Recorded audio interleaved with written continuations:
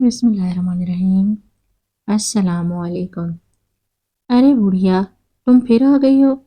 अभी पिछले महीने तो ले गई थी। क्या तेरा पेट है या कुआं? घर में एक दाना नहीं है। मेरी पोती कल रात से भूखी है। हुकूमत जो कोटा भेजती है बस वही दे दो। सुना है फौजियों को मरने के बाद बहुत पैसा मिलता है। सब हजम कर गई हो क्या बुढ़िया? दोस्तों, एक बूढ़ी माँ की कमर पर उम्र का बोझ इतना नहीं होता जितना अपने जवान बेटे की मैयत का बोझ होता है। जब एक बेटा सरहद पर अपनी जान कुर्बान करता है तो सब जिलाली परचम सिर्फ इसके जिस्म पर नहीं लिपटता, बल्कि इस पूरे खानदान की रूह पर लिपट जाता है। लेकिन जरा सोचे, इस शहीद की माँ का क्या हाल होता होगा जब वो अपने ही मुल्क में अपने ही लोगों के दरमियान पेट भरने के लिए दो वक्त की रोटी मांगने जाए और इसे धक्के देकर निकाल दिया जाए। आज की कहानी खून खौला देने वाली है, आंखों में आंसू लाने वाली है और कलेजे को ठंडक पहुंचाने वाली है। इस कहानी को आखिर में जो हुआ वो हर इंसान के लिए एक सबक और जो वर्दी की कीमत नहीं समझता। आइए शुरू करते हैं आज की ये दिल को छू लेने वाली कहानी। सूरज की तपिश इतनी ज्यादा थी गोया आसमान से आग बरस रही हो।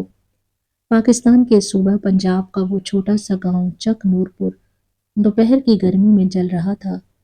धूप भरी सड़कें सुनसान पड़ी थीं, मगर गांव के ऐन दरमियान बनी सरकारी राशन की दुकान के बाहर एक लंबी कतार लगी हुई थी। पसीने में शराबूर लोग अपनी बारी का इंतजार कर रहे थे। इसी कतार के बिल्कुल आखिर में अपने पुराने और घिसे हुए चप्पल संभालती हुई खड़ी थी 65 साला नुसरत। चेहरे पर जुनियों का जाल था, आंखें कमजोर हो चुकी थी और कमर वक्त और गम के बोझ से कुछ झुक गई थी। नुसरत के एक हाथ में पुराना मैला सा कपड़े का थैला था और दूसरे हाथ में राशन का कार्ड, जिसे वो यूं थामे हुए थी जैसे वो दुनिया का सबसे कीमती खजाना हो। नुसरत के लिए ये राशन कार्ड महज कागज का टुकड़ा नहीं था, ये इनकी और इनकी 8 साला पोती परी के जिंदा रहने का सहारा था। 3 साल पहले जब इनका इकलौता बेटा कैप्टन जैन पाक फौज में सरहद पर दुश्मन से लड़ते हुए शहीद हुआ था तो इन्हें लगा कि इनकी दुनिया खत्म हो गई। मगर जैन की निशानी इसकी बेटी परी के लिए नुसरत ने अपने आंसू पी लिए और पत्थर बनकर जीना सीख लिया। पेंशन के कागजात दफ्तरों की फाइलों में कहीं दबे पड़े थे और घर का चूल्हा जलाने के लिए सरकारी राशन ही वाहिद उम्मीद था। दुकान के अंदर तख्त पर बैठा था लाल दीन मोहम्मद। दीन मोहम्मद इस गांव का वो नाम था जिससे गरीब नफरत करता था, मगर मजबूरी में इसी के सामने हाथ फैलाने पड़ते थे। मोटा जिस्म, मुंह में पान, दांतों और आंखों में लालच की चमक। दीन मोहम्मद राशन कम तोलता था, दाम ज्यादा बनाया था। अगर कोई गरीब इससे सवाल करे तो इसकी ऐसी बेइज्जती करता कि सामने वाला जीते जी मर जाए। इसे इस बात का घुमंड था कि गांव का नंबरदार इसका रिश्तेदार है और ऊपर तक इसकी पहुंच है। कतार आहिस्ता आहिस्ता बढ़ रही थी, गर्मी से नुसरत का सर चकरा रहा था। सुबह से उन्होंने सिर्फ एक गिलास पानी पिया था ताकि अगर राशन मिलने में देर हो जाए तो घर में बची हुई आखिरी सूखी रोटी वो अपनी पोती परी को खिला सके। इनके सामने खड़े लोग दीन मोहम्मद की गालियां सुन सुन कर राशन ले रहे थे। एक गरीब मजदूर ने जब कहा कि लाला जी, चावलों में कंकर बहुत हैं, तो दीन मोहम्मद चीख पड़ा, ओए फकीर, तुझे 5 रुपए किलो में आला चावल चाहिए क्या? लेना है तो ले, वरना यहाँ से निकल जाओ, मेरे पास और भी काम है। मजदूर खामोशी से वो कंकरियों वाला राशन लेकर चला गया। दीन मोहम्मद का ये रोज का तमाशा था। इसे गरीबों की बेबसी पर हंसने में एक शैतानी लज्जत मिलती थी। घंटों के इंतजार के बाद जब सूरज ढलने को था, नुसरत की बारी आई। वो कांपते हाथों से काउंटर तक पहुंची और अपना राशन कार्ड आगे बढ़ाया। दीन मोहम्मद ने मुंह में भरा पान थूक दान में थूका और गंदी नजरों से नुसरत को देखा। इसने राशन कार्ड को ऐसे उठाया जैसे किसी गंदी चीज को छू लिया हो। अरे बुढ़िया, तू फिर आ गई, दीन मोहम्मद ने हकारत से कहा। अभी पिछले महीने तो तू ले गई थी। क्या तेरा पेट है या कुआं? सब हजम कर गई। नुसरत ने हाथ जोड़ते हुए धीमी आवाज में कहा, बेटा पिछला महीना तो कब का गुजर गया। घर में एक दाना नहीं, मेरी पोती कल रात से भूखी है। हुकूमत जो कोटा भेजती है बस वही दे दो, मैं ज्यादा नहीं मांग रही। दीन मोहम्मद ने जोर से कहका लगाया और अपनी मेज पर हाथ मारा। حکومت بھیجتی ہے؟ ارے حکومت تو بہت کچھ بھیجتی ہے، مگر یہاں آتے آتے سب ہوا ہو جاتا ہے۔ دیکھ بڑھیا، آج کا کوٹا ختم ہو گیا، اب اگلے ہفتے آنا۔ نصرت کی آنکھوں کے آگے اندھیرا چھا گیا۔ اگلے ہفتے تک تو وہ اور ان کی پوتی بھوک سے مر جائیں گے۔ انہوں نے دکان کے پیچھے رکھے اناج کی بوریوں کی طرف دیکھا۔ وہاں بوریوں کا انبار لگا تھا۔ بیٹا جھوٹ کیوں بولتے ہو؟ اور دیکھو پیچھے کتنا اناج رکھا ہے، مجھے بس 5 کلو چاول اور تھوڑا سا گندم دے دو، میں تمہارے پاؤں پڑتی ہوں۔ نصرت نے اپنی لاٹھی ایک طرف رکھی اور ہاتھ جوڑ کر گڑ گڑانے لگی۔ دین محمد کا پارا چڑھ گیا، اسے یہ پسند نہیں تھا کہ کوئی اس کی چوری پکڑے یا اسے سوال کرے۔ اس نے غصے میں راشن کارڈ نصرت کے منہ پر دے مارا۔ کارڈ زمین پر گر گیا۔ جب میں نے کہہ دیا کہ راشن نہیں ہے تو نہیں ہے، یہ جو پیچھے رکھا ہے وہ میں نے اپنے پیسوں سے خریدا ہے، یہ سرکاری خیرات نہیں ہے۔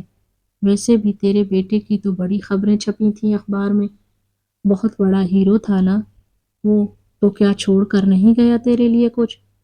سنا ہے فوجیوں کو مرنے کے بعد بہت پیسہ ملتا ہے۔ سب ڈکار گئی کیا بڑھیا؟ یہ الفاظ نصرت کے دل پر خنجر کی طرح لگے۔ ان کے بیٹے زین کی شہادت کا ایسا گھٹیا مذاق، وہ بیٹا جس نے اس ملک کی مٹی کے لیے، ان جیسے لوگوں کی حفاظت کے لیے اپنی چھاتی پر گولیاں کھائیں، آج اسی بیٹے کے نام پر انہیں ذلیل کیا جا رہا تھا۔ اندر ہی اندر نصرت کی جل کر آنکھوں سے آنسو بہنے لگے، مگر اس بار یہ بے بسی کے نہیں بلکہ غصے کے آنسو تھے۔ انہوں نے کانپتی آواز میں نے کہا، خبردار دین محمد، میرے بیٹے کا نام اپنی گندی زبان سے مت لینا، اس نے ملک کے لیے جان دی ہے، اس کا خون بکاؤ نہیں تھا۔ دین محمد کو یوں لگا جیسے ایک بوڑھی عورت جس کی کوئی حیثیت نہیں اسے آنکھیں دکھا رہی ہو۔ وہ کاؤنٹر کے پیچھے سے باہر نکلا اور نصرت کے ہاتھ سے ان کا تھیلا چھین کر سڑک پر دور پھینک دیا۔ چل نکل یہاں سے، ملک کے لیے جان دی ہے، بڑا آیا محب وطن، اگر اتنا ہی شوق تھا ملک کی خدمت کا تو تجھے بھی ساتھ لے جاتا، یہاں میرا دماغ خراب کرنے کیوں چھوڑ گیا؟ وہی لوگو، کیا دیکھ رہے ہو؟ اس پاگل بڑھیا کو یہاں سے ہٹاؤ، ورنہ میں دکان بند کر دوں گا اور کسی کو راشن نہیں ملے گا۔ بھیڑ میں کھڑے لوگ سب تماشا دیکھ رہے تھے، کسی میں اتنی ہمت نہیں تھی کہ دین محمد کے خلاف بولے، سب کو اپنے پیٹ کی فکر تھی۔ وہ لوگ آگے بڑھے اور انہوں نے نصرت کو بازو سے پکڑ کر ایک طرف کرنے کی کوشش کی۔ نصرت زمین پر گر پڑی، ان کے گھٹنے چھل گئے، وہ مٹی میں پڑی رو رہی تھی، مگر اپنے لیے نہیں بلکہ اس سماج کے لیے جو اتنا گر چکا تھا۔ ان کا تھیلا دور دھول میں پڑا تھا، بالکل ویسے ہی جیسے آج دین محمد نے ان کی عزت کو مٹی میں ملا دیا تھا۔ دین محمد اپنی جیت پر مسکرایا اور واپس تخت پر آ کر بیٹھنے ہی والا تھا کہ اچانک گاؤں کی خاموش فضا میں ایک گرجدار آواز گونجی۔ یہ آواز کسی عام گاڑی کی نہیں تھی، یہ بھاری ٹائروں اور طاقتور انجن کی تھی۔ زمین میں ہلکی سی لرزش محسوس ہوئی۔ قطار میں کھڑے لوگ جو اب تک بت بنے ہوئے تھے پیچھے مڑ کر دیکھنے لگے۔ گاؤں کے کچے راستے پر دھول کا ایک بادل اٹھتا دکھائی دیا۔ دیکھتے ہی دیکھتے اس دھول کے بادل کو چیرتے ہوئے پاک فوج کا ایک بڑا فوجی ٹرک نظر آیا۔ گہرا سبز رنگ، اس پر بنا پاک فوج کا نشان اور آگے لہراتا ہوا چھوٹا سا سبز ہلالی پرچم اس بات کی گواہی دے رہا تھا کہ اس میں بیٹھے لوگ کسی مقصد سے آئے ہیں۔ ٹرک سیدھا راشن کی دکان کی طرف آیا اور ایک زوردار بریک کے ساتھ رک گیا۔ بریک لگتے ہی اڑتی ہوئی دھول دین محمد کی دکان کے اندر تک بھر گئی۔ دین محمد کھانسنے لگا اور آنکھیں ملنے لگا۔ پورا گاؤں ساکت رہ گیا۔ چک نور پور میں فوجی گاڑی کا آنا کوئی عام بات نہیں تھی۔ ٹرک کے پیچھے پردہ ہٹا اور اس میں سے ایک ایک کر کے جوان نیچے کودنے لگے۔ 6 فٹ لمبا قد، چوڑا سینہ، ہاتھوں میں رائفلیں اور آنکھوں میں انگارے۔ ان کی وردیوں پر لگی نیم پلیٹیں سورج کی روشنی میں چمک رہی تھی۔ ان کے بھاری بوٹوں کی ٹھک ٹھک کی آواز سیدھی دلوں پر وار کر رہی تھی۔ سب سے آخر میں جو شخصیت ٹرک سے اتری، اسے دیکھ کر دین محمد کے حلق سے تھوک اترنا بند ہو گیا۔ وہ تھے کرنل حمزہ خان، 6 فٹ 2 انچ کا قد، روب ایسا کہ شیر بھی راستہ بدل لے۔ کرنل حمزہ خان نے ایک نظر بھیڑ پر ڈالی، پھر دکان پر سہمے ہوئے بیٹھے دین محمد کو دیکھا اور آخر میں ان کی نگاہ زمین پر گری ہوئی نصرت پر جا پڑی۔ نصرت ابھی بھی زمین پر بیٹھی سسک رہی تھی۔ کرنل حمزہ کے چہرے کی لکیریں سخت ہو گئیں۔ انہوں نے اپنے جوانوں کو ایک اشارہ کیا۔ پلک جھپکتے ہی 4 جوانوں نے دکان کو چاروں طرف سے گھیر لیا۔ باقی جوان بھیڑ کو پیچھے ہٹانے لگے۔ کرنل صاحب لمبے لمبے ڈگ بھرتے ہوئے نصرت کے پاس پہنچے۔ وہ اپنے گھٹنوں کے بل بیٹھ گئے، اپنی ٹوپی اتاری اور بڑے احترام سے نصرت کے قدموں کو چھوا۔ ماں جی! کرنل کی بھاری اور گونجتی ہوئی آواز وہاں موجود ہر شخص کو چونکا دیا۔ نصرت نے آنسوؤں سے دھندلائی آنکھوں سے اوپر دیکھا۔ وہی وردی والا جوان بیٹا پہنتا تھا۔ انہیں لگا شاید ان کا ذہن واپس آ گیا۔ انہوں نے کانپتے ہاتھوں سے کرنل کے چہرے کو چھوا۔ کرنل حمزہ نے ان کا ہاتھ اپنے ہاتھ میں لیا اور کہا، میں زین نہیں ہوں ماں جی، مگر اس کا بھائی ہوں۔ میرا نام حمزہ ہے۔ میں اور زین ایک ہی یونٹ میں تھے۔ جس دن وہ شہید ہوئے میں ان کے ساتھ ہی تھا۔ نصرت کا گلا بھر آیا، وہ کچھ بول نہ سکی، بس سسکتی رہی۔ کرنل نے اپنی جیب سے ایک رومال نکالا اور اس کے آنسو پونچھے۔ پھر انہوں نے اپنے 2 جوانوں کو اشارہ کیا۔ 2 جوان دوڑتے ہوئے آئے اور بڑے احترام کے ساتھ نصرت کو اٹھا کر قریب پڑی ایک کرسی پر بٹھا دیا۔ ایک جوان نے اپنی پانی کی بوتل کھولی اور انہیں پانی پلایا۔ اب کرنل حمزہ کھڑے ہوئے۔ اس بار ان کا رخ نصرت کی طرف نہیں بلکہ راشن کی دکان کی طرف تھا۔ وہ آہستہ آہستہ چلتے ہوئے دکان کے کاؤنٹر تک پہنچے۔ ان کے بوٹوں کی آواز اب موت کی گھنٹی جیسی لگ رہی تھی۔ دین محمد پسینے میں نہا چکا تھا، اس کے ہاتھ کانپ رہے تھے۔ اس نے ہکلاتے ہوئے کہا، سر صاحب، پاکستان زندہ باد۔ وہ ہیں وہ میں تو بس۔ کرنل نے ایک لفظ بھی نہ کہا۔ انہوں نے بس اپنا ہاتھ کاؤنٹر پر رکھا اور اپنی انگلی سے اس راشن کارڈ کی طرف اشارہ کیا جو اب بھی مٹی میں پڑا تھا۔ ایک جوان نے دوڑ کر وہ کارڈ اٹھایا، صاف کیا اور کرنل کے ہاتھ میں دے دیا۔ کرنل نے کارڈ دیکھا، پھر دین محمد کی آنکھوں میں آنکھیں ڈال کر پوچھا، یہ کس کا کارڈ ہے؟ آواز اتنی سرد تھی کہ دین محمد کی روح کانپ گئی۔ وہ اس بڑھیا، میرا مطلب ہے ان ماں جی کا ہے صاحب۔ کرنل نے بہت دھیمے لہجے میں پوچھا، تم نے انہیں راشن کیوں نہیں دیا؟ دین محمد نے جھوٹ بولنے کی کوشش کی، سر صاحب، راشن ختم ہو گیا تھا، گودام خالی ہے، میں کیا کرتا؟ کرنل صاحب کے ہونٹوں پر ایک طنزیہ مسکراہٹ آئی۔ انہوں نے پیچھے مڑ کر ایک صوبیدار کو اشارہ کیا۔ صوبیدار سمیع اور 2 جوان دکان کے اندر گھس گئے اور پیچھے کے گودام کے دروازے کو لات مار کر کھول دیا۔ دروازہ کھلتے ہی سچ سب کے سامنے آ گیا۔ اندر اناج کے سینکڑوں بورے ایک کے اوپر ایک رکھے تھے۔ چاول، گندم، دال، سب کچھ بھرا پڑا تھا۔ دین محمد کا جھوٹ سب کے سامنے ننگا ہو گیا تھا۔ کرنل نے گودام کی طرف دیکھا، پھر دین محمد کی طرف۔ دین محمد اب گڑ گڑانے لگا، صاحب غلطی ہو گئی، معاف کر دو صاحب، وہ اسٹاک رجسٹر میں نہیں تھا، مجھے لگا۔ کرنل نے اچانک دین محمد کا کالر پکڑا اور اسے تخت سے گھسیٹ کر باہر نکال لیا۔ موٹا دین محمد کسی چوہے کی طرح کرنل کے ہاتھوں میں لٹک رہا تھا۔ کرنل حمزہ نے اسے گھسیٹتے ہوئے نصرت کے سامنے لا کر پٹخ دیا۔ تجھے پتا ہے یہ کون ہے؟ کرنل کی آواز اب گرج بن چکی تھی۔ پورا گاؤں سانس روکے سن رہا تھا۔ یہ وہ ماں ہیں جنہوں نے اپنی کوکھ سے ایک شیر کو جنم دیا، کیپٹن زین، جس نے سرحدی پہاڑوں پر اکیلے دشمن کے 10 سپاہیوں کو جہنم واصل کیا تھا۔ جب تیرے جیسے لوگ اپنے گھروں میں رضائیاں اوڑھ کر سو رہے تھے، تب اس ماں کا بیٹا -30 ڈگری کی سردی میں برف پر کھڑا پہرا دے رہا تھا تاکہ تو یہاں محفوظ بیٹھ کر بے ایمانی کر سکے۔ کرنل کا غصہ آسمان کو چھو رہا تھا تو اس نے اس شہید کی ماں کو دھکے دیے۔ تو نے اس سے پوچھا کہ ان کے بیٹے نے ان کے لیے کیا چھوڑا؟ میں بتاتا ہوں اس نے کیا چھوڑا۔ کرنل نے اپنی جیب سے ایک چھوٹا سا مخملی ڈبہ نکالا، اسے کھولا۔ اس میں نشان حیدر جگمگا رہا تھا۔ اس نے یہ چھوڑا ہے، پاکستان کا سب سے بڑا فوجی اعزاز، مگر یہ لوہے کا ٹکڑا اس ماں کا پیٹ نہیں بھر سکتا۔ یہ حکومت کی، اس معاشرے کی اور ہم سب کی ذمہ داری تھی کہ ہم اس ماں کی آنکھ میں آنسو بھی نہ آنے دیتے۔ تو نے ان کا مذاق اڑایا۔ دین محمد اب کرنل کے قدموں میں گر کر رو رہا تھا، صاحب مجھے مت مارو، مجھ سے گناہ ہو گیا، میں ابھی سارا راشن دے دیتا ہوں۔ کرنل نے اسے ٹھوکر مار کر دور کر دیا۔ راشن تو ضرور دے گا مگر ویسے نہیں جیسے تو سوچ رہا تھا۔